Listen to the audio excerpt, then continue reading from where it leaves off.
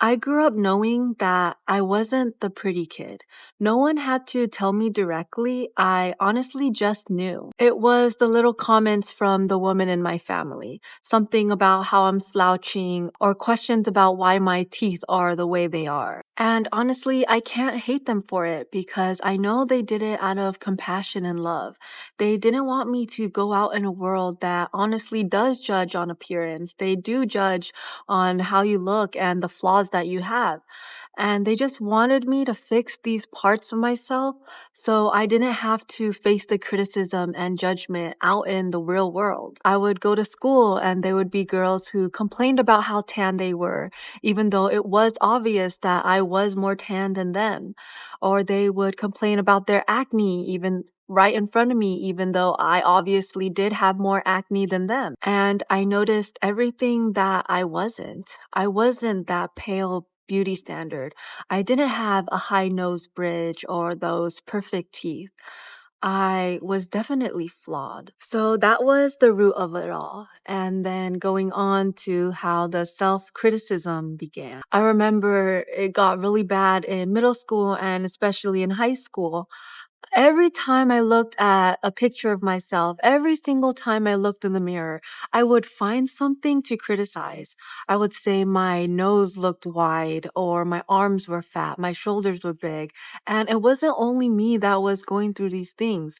I remember all my middle school friends, so many girls, they would always pick at how they looked. We would take a group photo, and all of a sudden, everyone is complaining about it. Or we would just be eating food and girls would just not eat and they would maybe comment on how much another girl was eating. Girls would always talk trash about themselves. They would never lift each other up or even lift themselves up. And it honestly gets to a point where it's really toxic. It promotes eating disorders or body dysmorphia. And I think it's something that really needs to be talked about. So, going back to my own story, I did get braces to fix the overbite. Even though it's definitely not perfect, it's much better than how it was. I got rid of my huge, big, wide glasses. I even used to swim and I stopped swimming because I got tan fast. And it's literally black and white the difference between when I used to swim and when I stopped swimming. And piece by piece, I really did try to fix everything about myself, everything that people pointed out, everything I knew that everyone judged and thought was less of. And slowly and slowly, I thought I was catching up to everyone else. I thought that I was starting to look like everyone else. But this confidence, it definitely didn't last long. I went to Istanbul, Turkey, and this is a place that's known for cosmetic procedures, and it's like the capital of reinvention. Everywhere I went, beauty was the currency. People flexed their brand names like it was their personality. Everyone was wearing Prada, Dior, or so many different American brands like Nike. And I heard things from the other women around me. They would tell me that when you go into a store, people would judge you based on how you look. And even when you go into a restaurant, they can deny your entry just because on how you're dressed or how you're perceived by them. And the women there, they're on a whole nother level. They're literally perfect. Their jaws are sculpted. Their noses are high. They're literally 10 out of 10s. Everything is symmetrical and beautiful about them. And I would think that they didn't have any insecurities. But the more I listened, the more I observed and got to know the culture and the people there, I realized that the women were still women. It didn't matter how pretty they were or how even gorgeous and literally the most perfect being. It didn't matter. They were still picking themselves apart, talking about the surgeries that went wrong, even though you wouldn't even think that they thought that anything was wrong with their appearance. They always still found things to fix or talked about their appearance like it was imperfect. They always still felt not good enough. And this trip, it really taught me something. It taught me that every single thing about myself, like anything that I wanted to change, I could change. Anything that I was not happy with, I could honestly change. The surgeons exist, the procedures exist, the technology exists.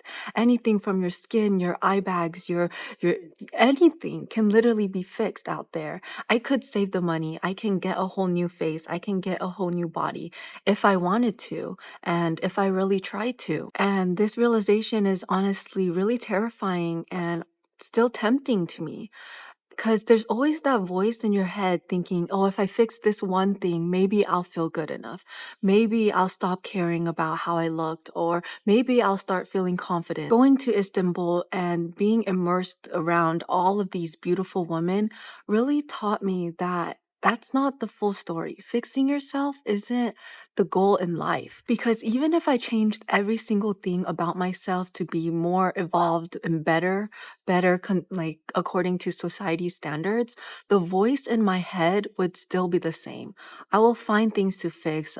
Even though the insecurities would shift, I would just start being insecure of something else about myself. The self-hate would just find new targets.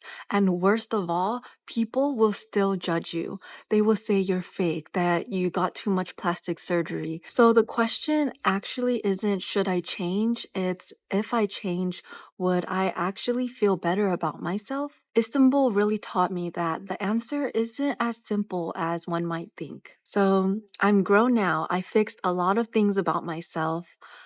But recently I realized I didn't fix anything. I just found new things to hate. My adult self still criticizes everything about my appearance because that's what I learned to do.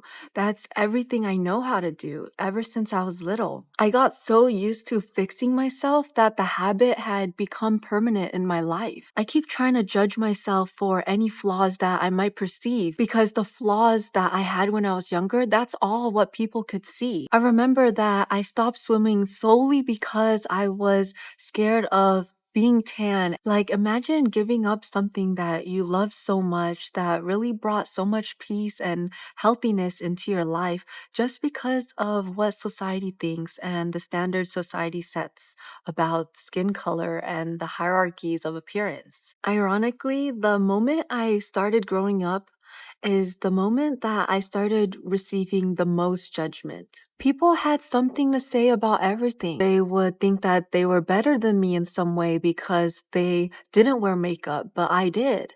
And I realized that no matter how much I try to change about myself, people would always find things to judge. People will always try to bring you down and hate on you. So now I look at myself and I wonder if I get those skin lightening injections, would the comments stop about my skin? Or if I get those surgeries in Istanbul, will finally I feel better about myself, about my appearance?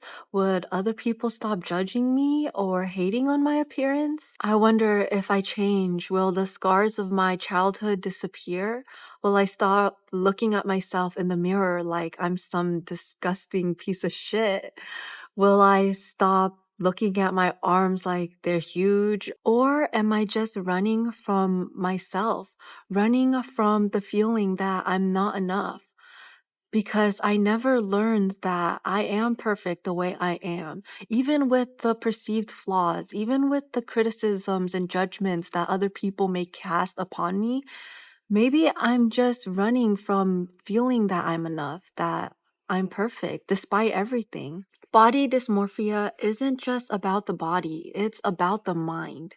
So when you see a gorgeous woman or people who do get plastic surgery or try to change their appearance, instead of judging them and labeling it as vanity, try to look deeper. I encourage you guys to look deeper at maybe the mental health struggles that or the self-hatred that is underneath the surface, because it's really not about vanity. It's a disorder.